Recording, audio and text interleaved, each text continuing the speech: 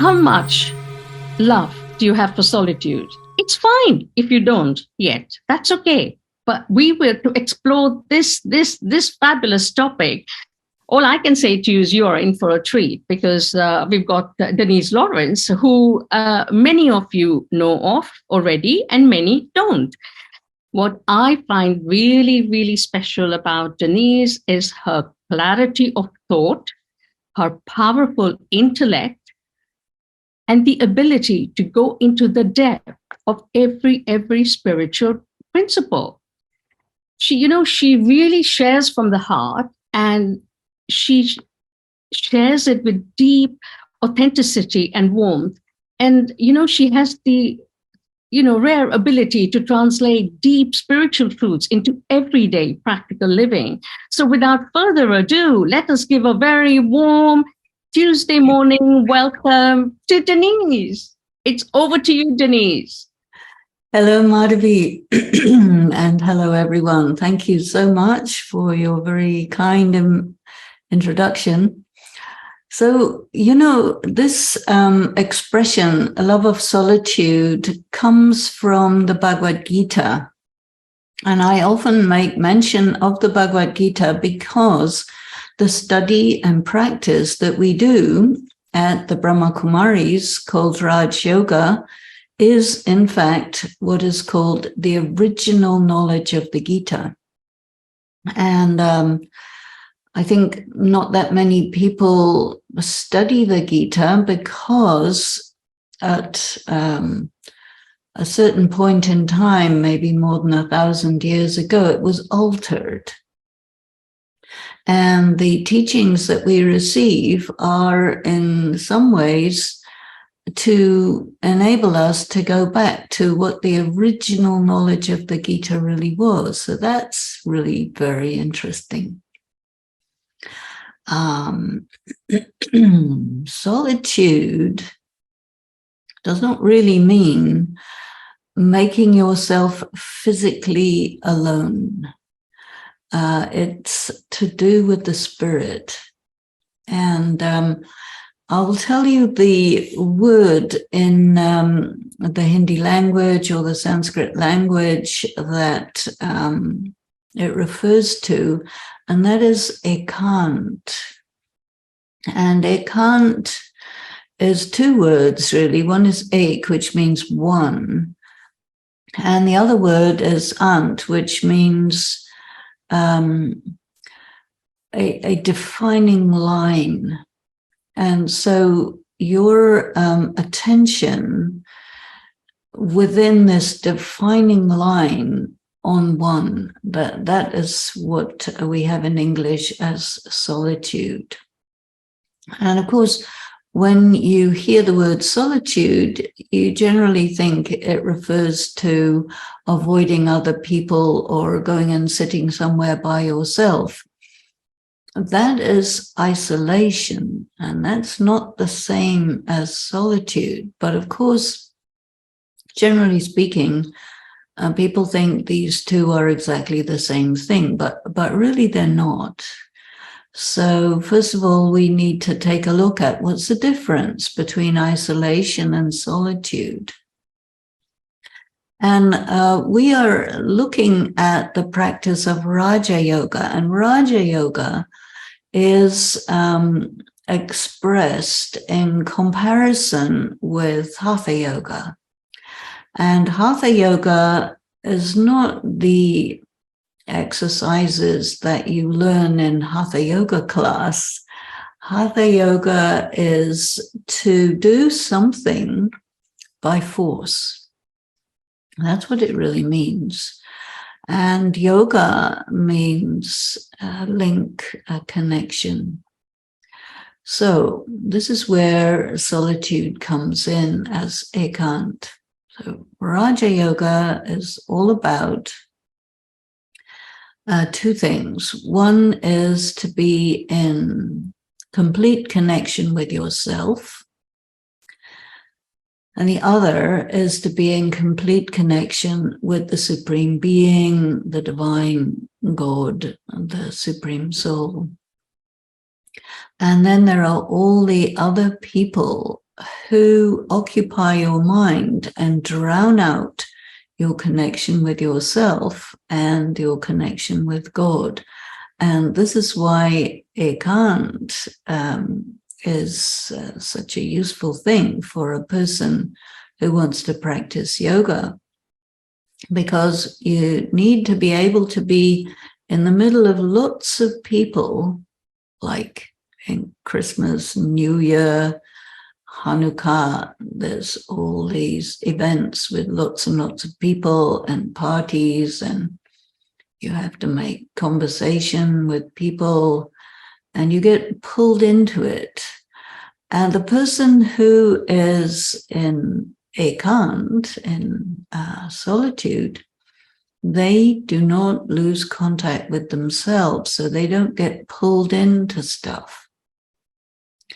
And if you are not practiced in this solitude, then you just never belong to yourself. You always belong to whatever's going on. Belonging in the sense that it has a hold over you, it controls you, and you know the terrible situations people get into when they are all by themselves on social media. They get really pulled into that, and some young people get into a lot of trouble because of this. And that is because the default position for a person in this world, in this day and age, is to be oriented towards the outside. And that means you living on the surface of your body. You are influenced by everything that comes into your mind through your sense organs or by sense perception.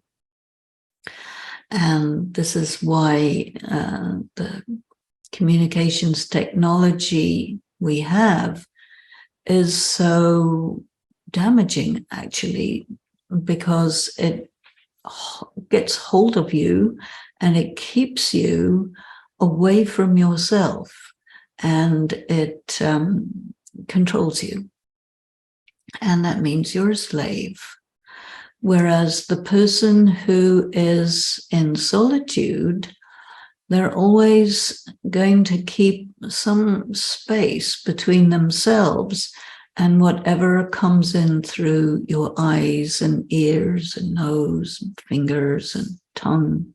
And this is called the detached observer. So detached observer doesn't mean that you're off in a corner somewhere looking at things from a distance. No. But these expressions are almost all the time applied with an inference that it applies to your physical situation, but it doesn't. It applies to you, the spiritual being, who is operating through your physical body in an environment which has got lots of people, places, and things, and you interact with all of these.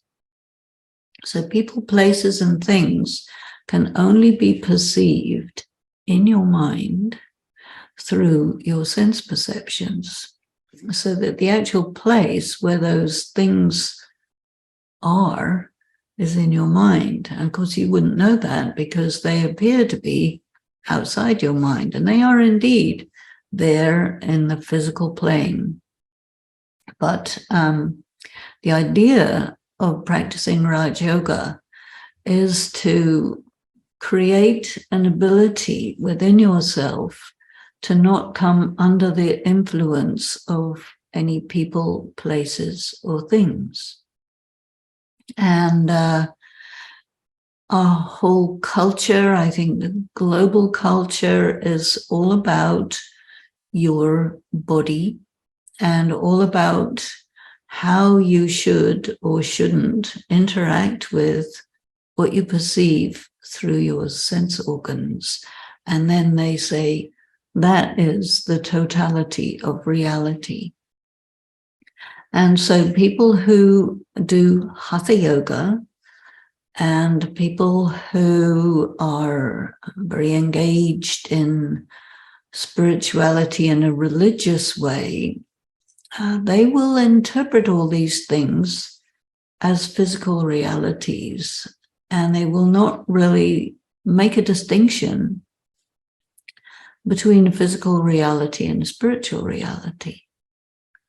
So this expression is given importance in the Gita, because the Gita is really about teaching people that you are not a physical person, but you are a spiritual being who operates through a body which is temporary, in circumstances that are temporary, and that you should not be under the control of this physical world because it is deceptive.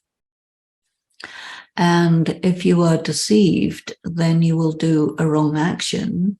And if you do a wrong action, one thing is it will weaken you spiritually, and the other thing is you will have to pay, and that involves some suffering. And so the teachings of the Gita are basically saying that it seems ridiculous to get yourself under some influence which makes you do something that causes you to suffer and makes you pay by deceiving you into thinking that it makes you happy and it makes you wealthy. And so the Gita is saying, you have been hoodwinked, you have been deceived. And so now is an opportunity to slowly free yourself from these things. But it's not so easy, because everyone in the world is under these impressions to a greater or lesser extent. And the cultures of the world have conditioned people to function as if it were true. Even if some people know that it's not true, the conditioning is very, very powerful. And the education, the way that people of the world reflect you back to yourself, all of this takes you into this illusory or deluded state, which we call, in Brahma Kumaris, we call it body consciousness, which means that you think that you are a physical body, which means you are a particular gender, a particular color, a particular culture, a particular religious background, a particular class and caste, nationality, educational level, economic bracket, all of these things. And from the angle of Raj Yoga, we'll say, okay, these things are there, but it's all an act. And so we learn about the fact that we are actors in a drama, and none of it is as real as we think. It is real, but when you think it's real in such a way that you become dependent on it, that's when it catches you and can deceive you. So the idea is to establish distance between your sense of self and your perception of everything that's going on around you, all the people, all the places, and all the things. And to remember that it's temporary. Do not be attached. I mean, there are things that happen that shouldn't have happened. You could have done something about it. You did do something about it. It happened anyway. And that's that. And there's nothing you can do about it. But if you are attached, you fret. You get caught up. You have internal self-talk where you're arguing in your mind with the other people, and going on and on. And in that way, you lose a great deal of mental energy or spiritual energy by trying to make the facts be different from what they are. And this is a kind of denial. So we need to be able to accept very quickly, okay, this is the reality, this is the current scene in the drama, nothing I can do about it. What is important is, am I in alignment with myself? Am I connected with the Supreme Being, and am I aware of this overview of the world drama that's going on in such a way that whether things are good, bad, or indifferent, they do not disturb me. They do not put me out of order. They do not cause me to have emotional reactions. They do not cause me to do negative karma because of their hold over me through my sense perception. So this is what it's all about. So when you are going to parties and gatherings at Christmas, you can try out a little bit of this. And you can think, okay, I'm going into this party, there's all these people, and it doesn't really matter whether they're interesting or boring, whether they are people I like or I don't like, whether I am comfortable with them or not. All of that is actually doesn't really matter. But normally you would think it matters more than anything else. It doesn't matter.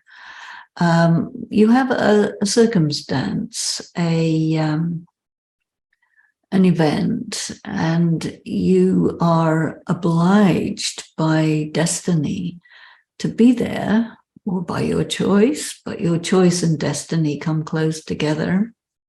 And so you must perform well. And in order to perform well, as an actor, you must be in contact with yourself so that you call the shots. And if you decide to be absolutely in a situation and respond to it in an emotional way and so on, still you can be the one who calls the shots. You decide to what extent you're going to be open, to what extent you will allow things which are sensitive to go in and touch your heart, because you are in your power. And when you're not in your power, you are under the control of what's going on. When you're in your power, you can go with it, you can be with it, and fly with it. And it will take you to great heights and great lows, but you can manage them. And when you're not in your power, when you're not in contact with yourself, it goes out of control, it goes out of hand, it becomes unmanageable, you embarrass yourself, you get taken for a ride, or all sorts of things can happen, which in the end, you feel are regrettable. And in the end, you pay a price. In the end, you suffer. But being in solitude, you can go right into the situation because you never leave contact with yourself. And you also keep your contact with the Supreme Being. So you're always connected like with a wire, except of course now in communications technology, it's wireless, but you're still connected. And anytime a situation becomes one that you want to change your participation in, you can do that in a second, because at all times you are the master. and you have this skill. So this is another very important statement from the Gita, which is the definition of yoga, saying that yoga means skill in action. That is what yoga is. So to be skilled in action, you need to really know the philosophy of karma well. And one of the difficulties around the question of karma philosophy is that there are lots of different people who tell you different meanings of it. And there are many ideas about karma philosophy which are actually quite wildly incorrect, but people believe them. So it's very confusing.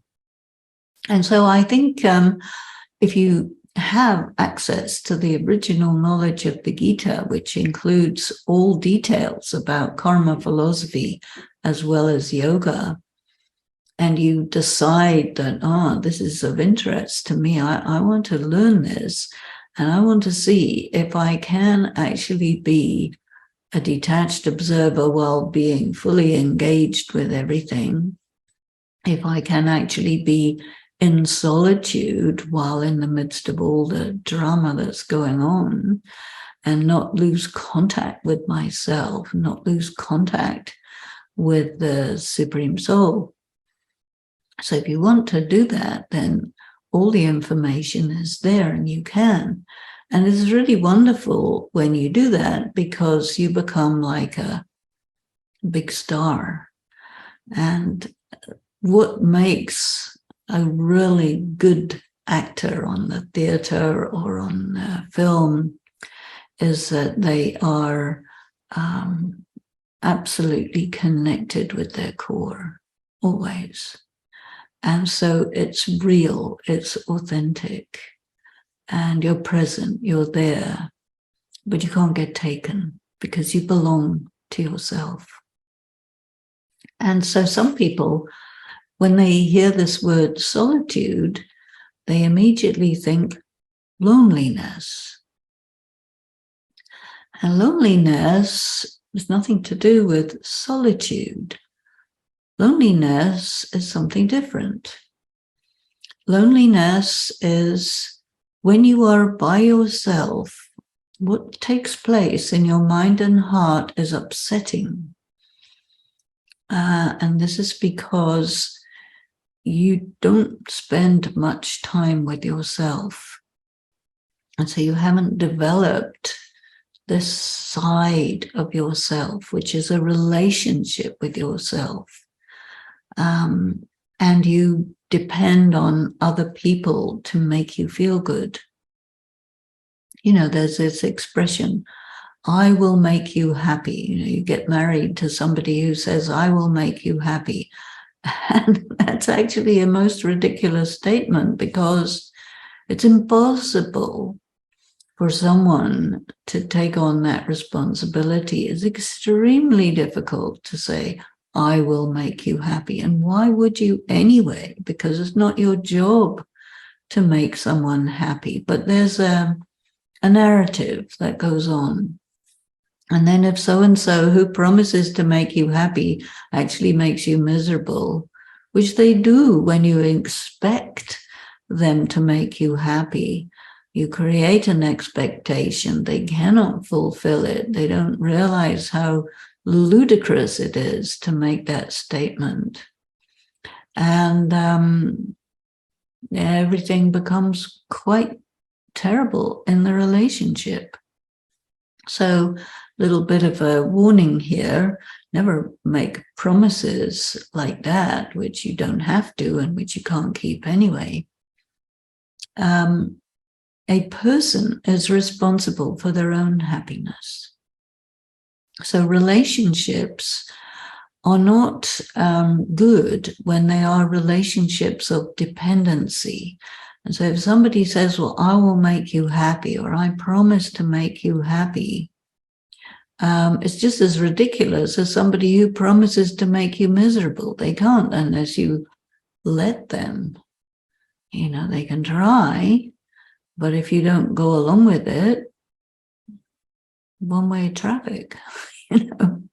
So because people are quite spiritually weak and quite unaware of what the philosophy of relationships is, they never really develop those skills. And in any educational environment, whether it's at home or at school or wherever, you will never learn how to be free, how to be independent in the midst of lots of people, in the midst of very important and powerful relationships. And these are called relationships of harmony, as opposed to relationships of bondage. And you probably heard about karmic bondages. So a karmic bondage is another word for a relationship of bondage. When you say, okay, I am a person who has love for solitude, you have a relationship, and then that person doesn't show up or goes off with somebody else or comes in with all sorts of excuses and. A person who's in solitude, they don't really mind because they're not depending on that person making them happy or even doing what they said they do. But they understand, okay, you have to be able to read people, be a good judge of character, and take your time before making a final decision. I remember quite early on in my study and practice of Raj Yoga, I decided, okay, I will not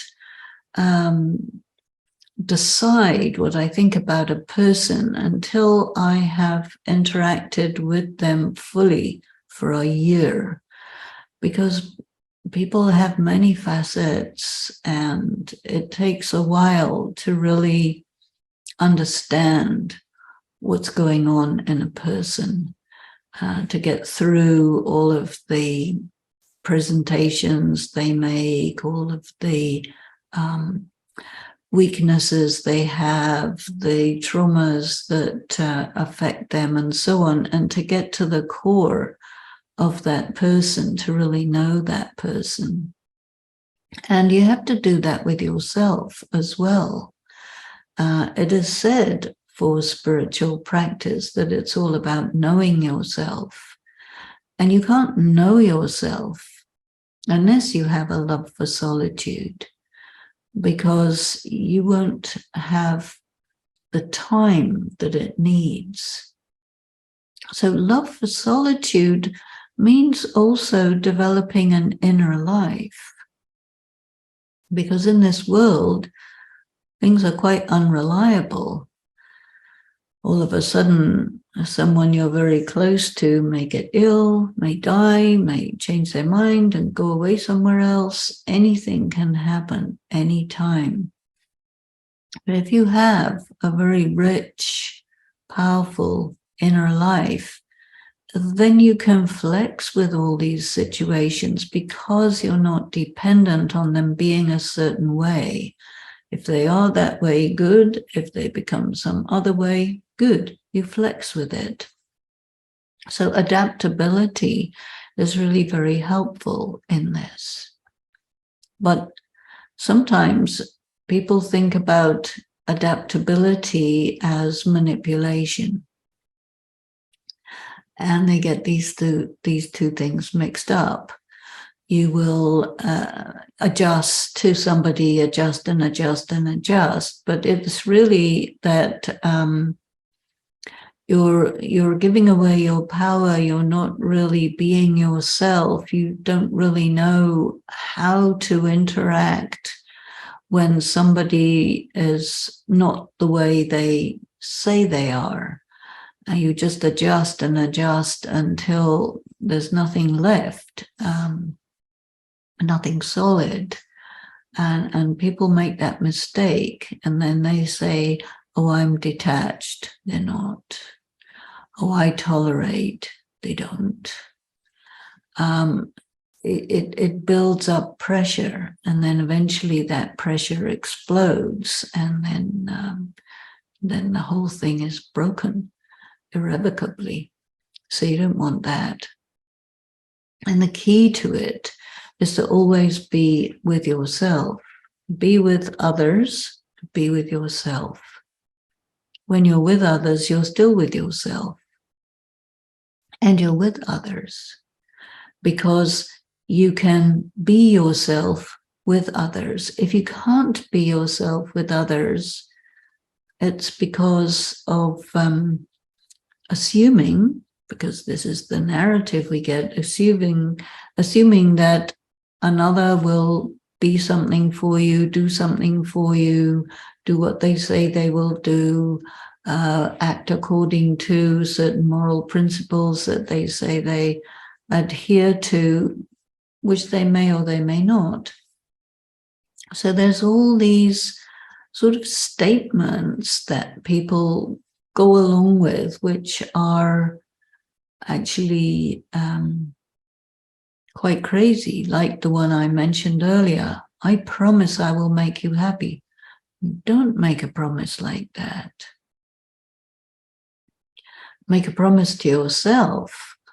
I will interact with others without harming them.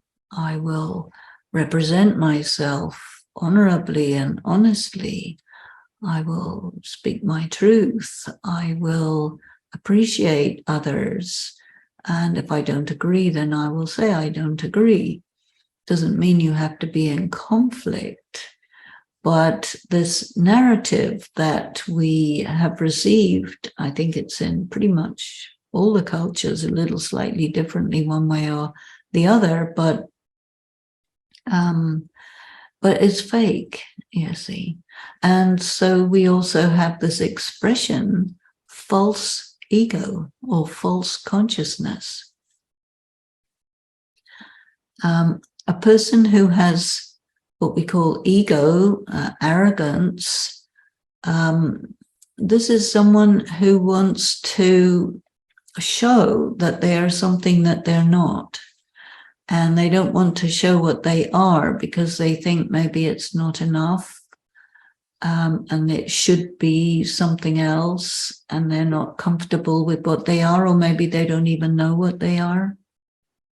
Because the more you are living on the surface of your body, and more you are external, the more you are going along with the narrative that is told to you, you have to be like this, you can't be like that, you have to look like this, you have to speak like this, and all of these messages that you take on take you away from yourself. And so again and again, you need to give time to yourself to develop this inner life. And I think when a person decides they want to do yoga, they want to do meditation, they want to build their inner life, they will make this decision based on a feeling that I have not done this and it's missing. I need to do this because if I don't do this, I'm incomplete. So how do you go about building this? And I think the two things that's always so important, the meditation and the study.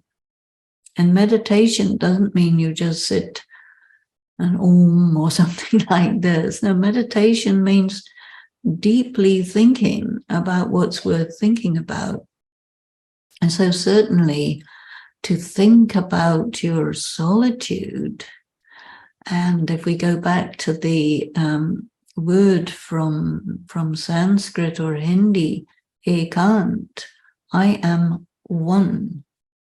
You know, I'm not half a person. That there isn't a we, there isn't an us, there's a I. And then I come into interaction with another, but I understand the boundaries. And ant is the boundaries. Ik ant. Where do I finish and another person begins? When you have this ik ant, this love of solitude, you do not allow anyone to invade your personal space, which is in your mind. And this is something that happens to a lot of people because others project on them. It's very common to try to dominate another person, to control them, to make them behave this way or that way, train them, all this kind of thing. This is very, very dangerous because it's negative karma and it will bite you back because you're building up over a long period of time a karmic debt with the person that you are trying to control. And in the end, worst case scenario, they will destroy you. But we need to really understand the boundaries between one person and another person. Where do I finish and where do you begin? And invading another person's space or allowing somebody to invade your space is to damage this natural boundary of the self. And because it has been so broken and it has been so damaged, most people don't really know its importance and they don't really know how to build it. So with study and meditation, you begin the process and you take your alone time. We tend to especially do the very early morning meditation. That's the one that I certainly give the most amount of time and attention to. And there are times when people who study meditation, they will meditate together. But I think it's also important to meditate alone and to have your alone space and your alone time and several times a day to be able to reconnect with yourself, because it is true, constantly you get pulled away from yourself. And there's nothing wrong with that, provided that you can come back to yourself very easily and frequently. Now, if a person is experiencing loneliness, what should be done? What is loneliness? What is isolation? And there are people who feel isolation, they feel loneliness because they are alone. Maybe they didn't want to be alone, but they are alone. One of the things that happened that was really difficult during the lockdown of COVID was that people who were living alone became very isolated because no one could come and visit and they couldn't come out.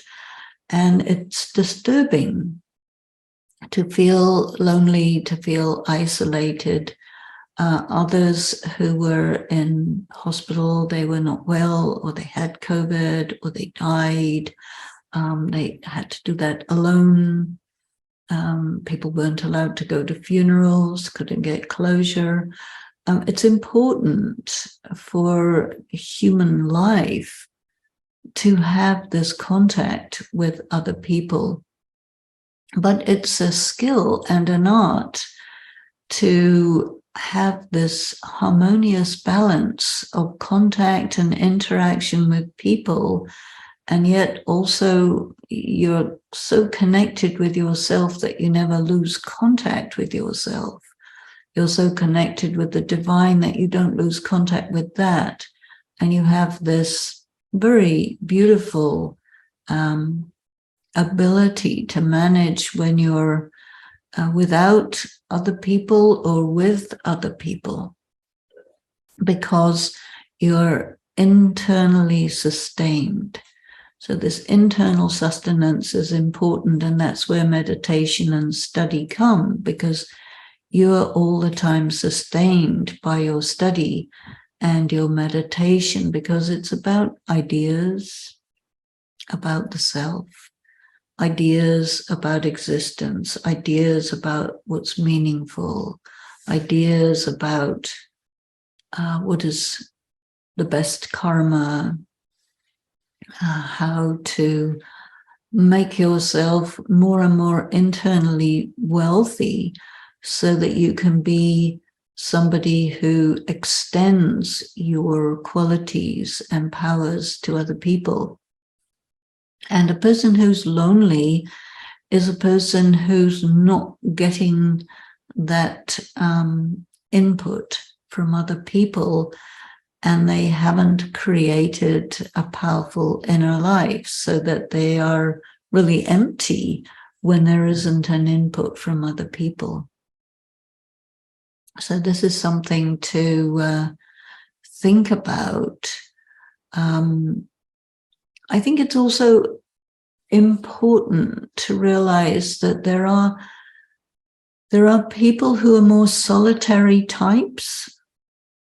There are other people who are more social types, and you have to look at yourself and see, what am I? Am I a solitary type or a social type? Because if you're a solitary type, you need to balance it with social. And if you're a social type, you need to balance it with solitary, because if it's balanced, it's going to work well. We live in a world where everyone seems to be pushed towards some extreme or another, and then you're out of balance. We need balance, internal and external balance, exercise, balance, food, balanced activities. As long as we're balanced, everything is sustainable. But we do get unbalanced because life has so many elements in it that push us to an extreme. And I think especially in work life, there have been stories that you see in the news about how employers are training people to be willing to work to an extreme degree, and to feel that that makes them a good person. This is a very, very dangerous narrative. And we have to resist that, because it doesn't make you a good person. It gives you a short life. And you need to think about optimum if you want to have a life that is sustainable, or a company that is sustainable, or a family that is sustainable. Anytime you go to extremes, you can understand that extreme creates end. And again, you have this word ant. And it's interesting, you have ant, that solitude, I am one, and I have a defined boundary around myself that keeps me in contact with myself. But this other expression, also with the word ant, is ati. Ati means extreme. So when anything goes into extreme, it becomes finished very quickly. So ant also means the end, finish. So if you live life burning the candles at both ends, it will finish quickly. If you push people to extremes, the relationship will finish quickly. If you overwork, it won't be sustainable. Just like all the attention that's given now to climate change. It is said, you pushing what nature will give you to the limits. And when you touch those limits, it's over. And so we need to think about balance. And solitude is actually a very good ingredient that moves you towards a life of balance. And also, I think another very good aspect of solitude is you get to feel what you need. You get to feel what you need emotionally, physically, and then you can get your needs met. And if you can't feel your needs, then you can't get them met. And if you can't feel your needs, you can go out of balance too far before you even realize it. So solitude, turning within, being in touch with your body, that doesn't mean body consciousness. Being in touch with your body means you have an extraordinary machine through which you work, and being in touch with it means you're able to look after it well and take care of it if it shows any signs of needing attention. You won't get sick, you won't get hungry, you won't get all of the things that happen to people who are out of contact with their bodies and thinking that that makes them soul conscious. No, it doesn't. A soul conscious person listens to the voice of the body, but is not under the control of the body. So that's also something to be aware about. You talk about silence. Sometimes people think, okay, I need to be alone so that I can experience silence. But you cannot have actual physical silence. There's always going to be some noise around, and definitely the noise of your thoughts. So silence and solitude for silence is about giving attention to ideas that are worth going into, worth spending time thinking about. And that you're thinking about things that are meaningful and true permanently. This is silence. Absence of thought, that is not silence. That's pressure. And that's also part of Hatha Yoga, you see. So there's a clear contrast, and we need to understand it, grasp it, and work with it. All the time, there are tendencies to interpret these things in a physical way because everybody around you does. And you have to resist that and see, am I doing this spiritual practice physically? Because if I am, I haven't got it right. I do a spiritual practice spiritually. And then it becomes natural as breathing. So think about your relationship with solitude and introspection, introversion, being in your power. There's a lot of expressions that go together with this concept of solitude. And remember this word, ekant, one and end. This is where I end. This is where you begin. Not to have kind of mixed people. It's very much, the idea, we are a couple. No, there's two individuals here who are living together, working together, raising a child, making a home, but it's always two individuals. And you mustn't forget that parity and that equilibrium, because otherwise it becomes a very dysfunctional relationship, very dysfunctional family. How many people were not raised in dysfunctional families? Hardly any. And so to bring this kind of balance into one's life is actually quite a big piece of work, because we have to go down to the essentials of the self. And I think this is really why a spiritual practice like this is good, because it does help us to strip off all the extra stuff and get down to the elements of myself and just see, okay, this is me, and this is what was put on me. This is me, and this is me before anything happened. This is me, myself, and when I arrived, this is who I was, and when I leave, this is still who I am.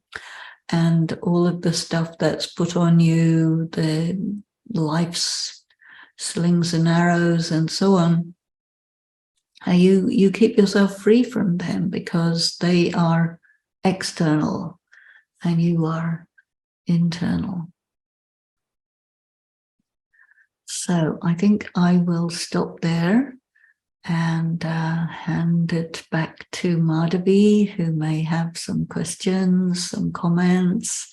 We'll also have some meditation together. Oh, it was, you know what, Denise, honestly, you've covered such jewels today. I'm not going to, there's not one that I can just repeat or talk about. And I do not wish to waste any more time on talking about what you've done, because it's been amazing. You can see the messages that have been coming in. People are appreciating that so much. And the biggest thing I know they're taking away is to really understand the meaning of solitude. Because you're so right, there is such a confusion about that word, and I think you've explained it beautifully. Denise, please, can you take us into the last meditation?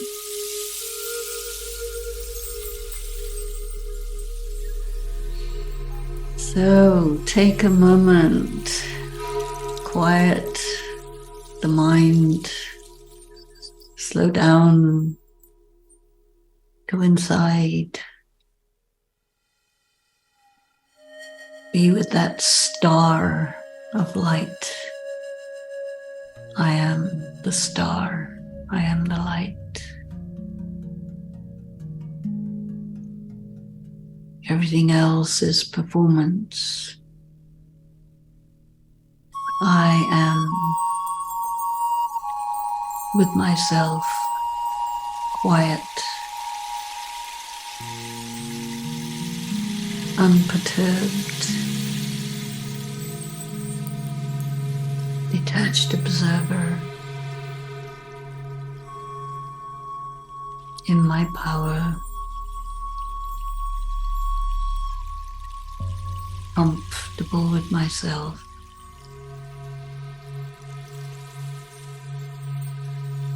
honoring who I am,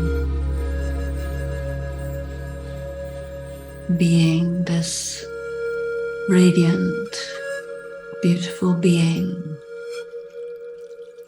that is my essence.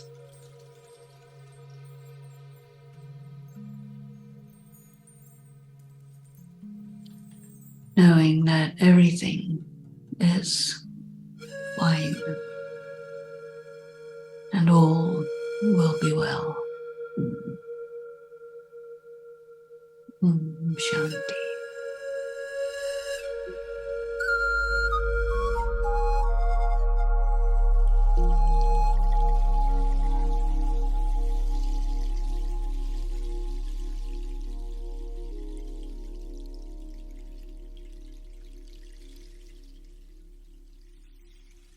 Denise, what can I say? Please take our love with you to everyone, and we are waiting for you to disclose the name of your book, etc. But meanwhile, have a brilliant time, everyone. Om Shanti. Om Shanti.